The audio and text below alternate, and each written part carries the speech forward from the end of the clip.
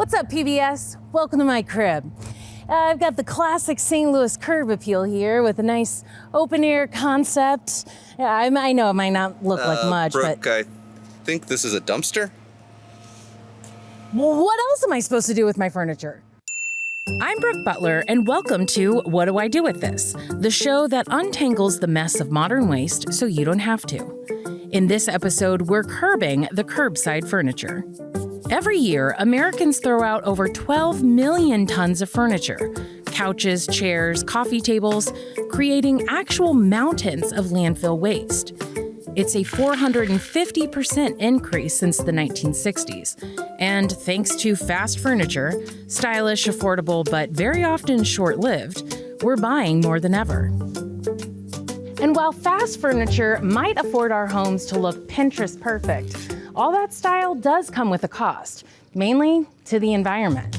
It's kind of a bad situation, a couchastrophe. You might even call it an ottoman uprising. You get it, it's a problem.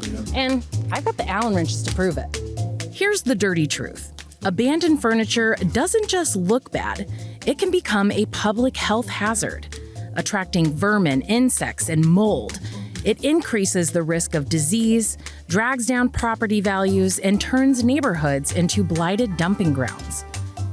Many furniture pieces are made of mixed materials, particularly the cheap stuff, like synthetic fabrics, foams, glues, and particle board infused with chemicals.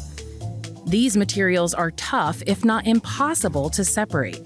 When they break down, they can leach toxins into the soil and water, harm wildlife, and throw local ecosystems out of balance. But here's the thing, necessity is the mother of exceptions. Giving your furniture second life takes time, planning, and sometimes costs money.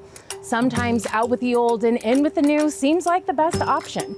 Even if you vowed to never let a flat-packed bookcase enter your threshold, life, tight budget, kids, family, happens. So let's skip the guilt and talk about solutions. In this episode, we're diving into how you can give furniture a second life, whether it's donating, swapping, upcycling, or shopping sustainably in the first place. We'll talk about how to cherish your home furnishings and curb the curbside furniture. Whether you're looking to save big money or because you like nice things, there's no shortage of places to buy home furnishings around St. Louis. But a place that might be overlooked could have just what you're looking for, and yeah, might require a diamond in the rough mentality, but supports a larger mission. Because you can put something out in a dumpster in St. Louis and by the end of the day it's gone, clearly there's a want and a need for reuse and recycling. Harper Zalonko is the Director of Resource Development at Habitat for Humanity St. Louis. At their restores, they accept donations of new and used home goods and supplies that are sold to the general public, and the proceeds then go back to supporting their mission of building affordable housing. So Habitat homes are only one part. We want to make sure that our community has access to resources to build themselves up as well. And not everybody can afford to buy a brand new stove, but they can come to a Habitat restore and buy what might actually be a brand new stove or a slightly used stove and start building up the components of their home to make it a more safe and livable place for themselves so that we can all live in a more safe, equitable community. Well, we are here. I'm here with my grandmother and my aunt. We are looking for a bookcase. Why not just go to IKEA? Because the older things or reused things have character and stories to them. One of the things we saw was like a Hope Chest cedar chest. Yeah. And inside it has the dedication to the person, the idea to have that in your house and to know that somebody made something for someone with such love and care, craftsmanship. yeah. Yeah. And to have that in your own home, it's not lost. Yeah. And if it just went to a landfill, it would be lost forever, and that would be a shame. Damon Guthrie, General Manager, has been with the Restore for over 12 years. Now, what do you think about the whole IKEA, Amazon furniture trend that's happening? Those items are very trendy.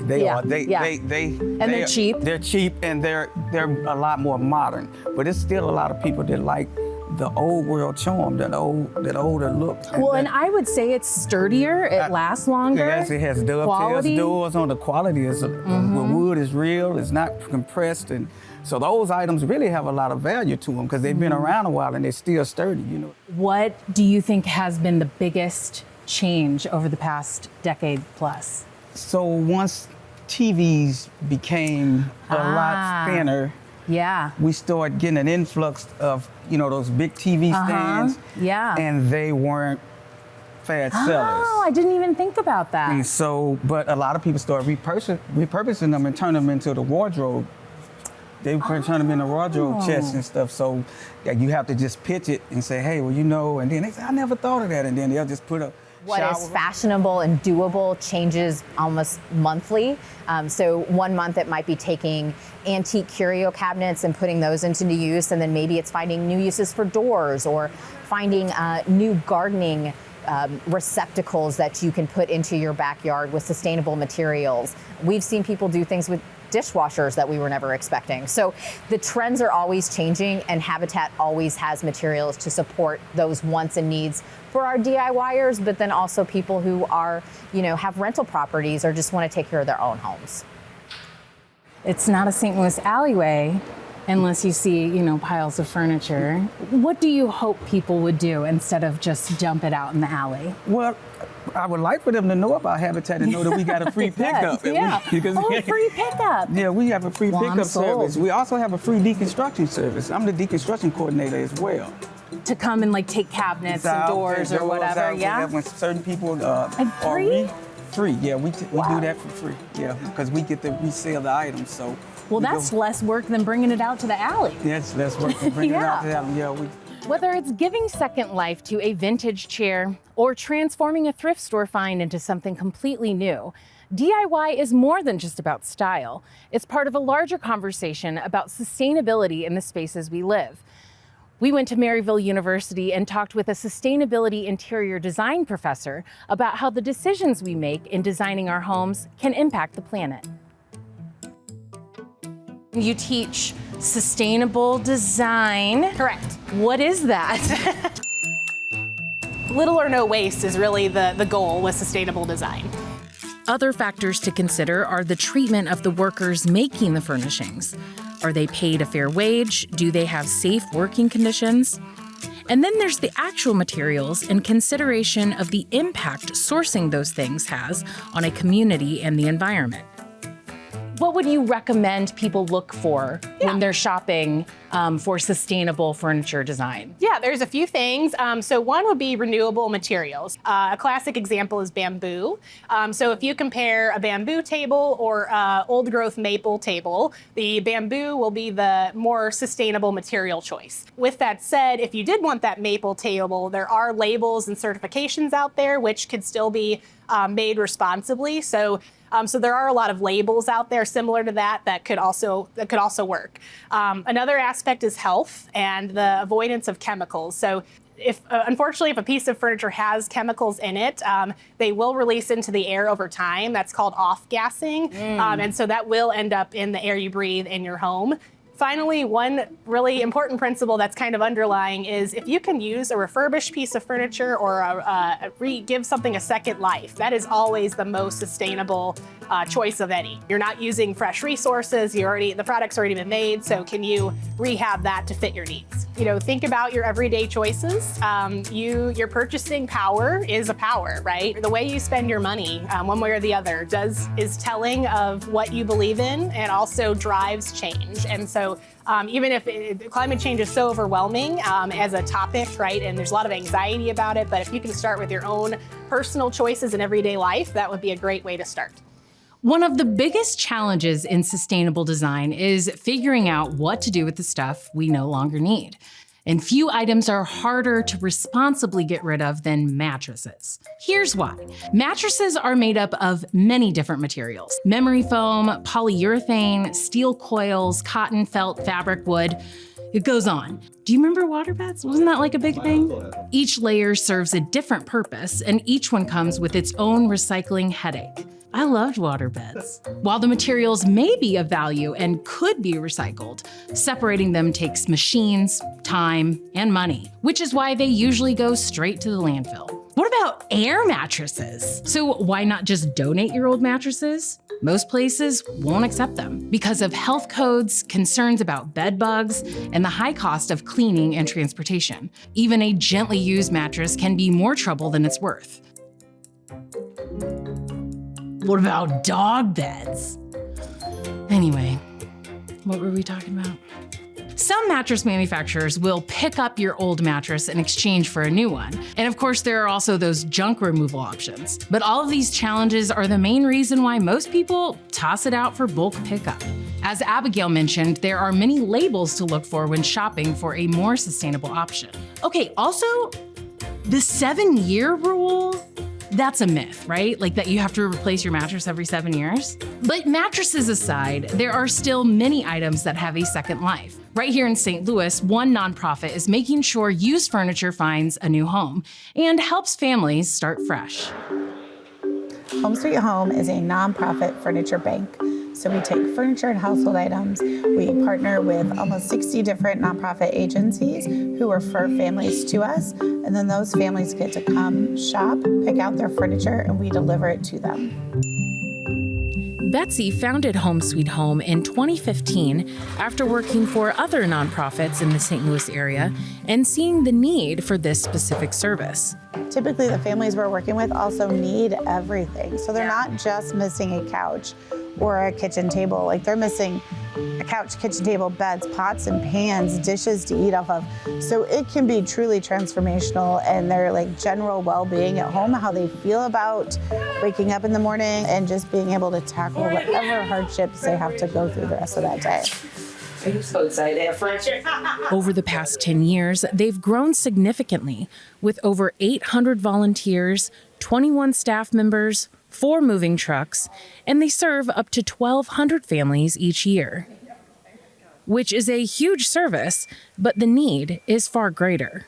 We did a needs assessment a few years ago where we learned that there are more than 100 different agencies and 4 additional counties that are seeking services from us. Around the St. Louis area? Around the St. Louis area. So we currently only serve St. Louis City and County.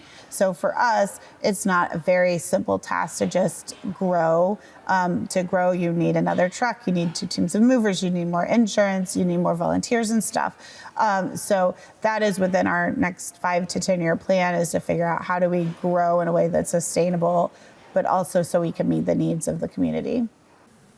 Home Sweet Home currently works with over 50 agencies who assist with a wide range of housing insecurities, from those recovering from substance abuse to veterans to survivors of domestic violence. Those agencies can provide the actual housing, but to make it feel like a home is what can truly spark hope for that transformational time. Aside from the mattresses, which they use donations to purchase, nearly everything has been donated. But unlike some things you might find at a secondhand store, clients don't need to worry about the quality or condition. We have been known to be a bit picky when we're accepting items. So obviously things have to fit. So when donors call and they're like, I have this like big kitchen table or this big, I don't know, china cabinet, my kind of response is, well, it fit up 3 flights of a South City apartment. Because that's kind of like that, just a general standard of what you're looking for. And if it's not gonna like make those turns or fit up those stairs, it's probably too big for most of our families. For a job that in a large part consists of, lifting and carrying heavy furniture, the most challenging aspects really are when we have to turn down furniture from donors, because a big part of our mission is having high quality items for our clients to pick from. So there's like a dignity in that choice, and it's not just the dregs of whatever somebody didn't want to have in their own home anymore. And so hopefully their heart's in the right place, they want to help out, and sometimes turning down something that you need because it doesn't meet the standards is especially difficult, because we live and die by our donations and the generosity of our donors.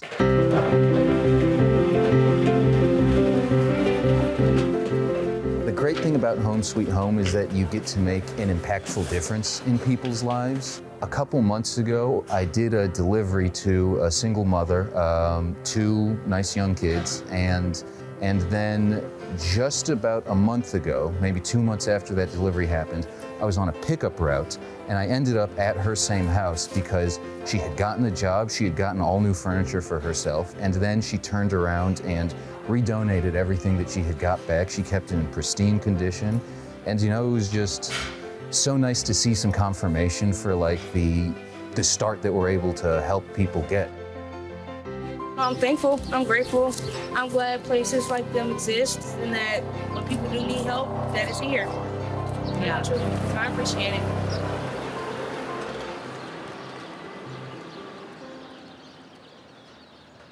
Thanks for watching this episode of What Do I Do With This?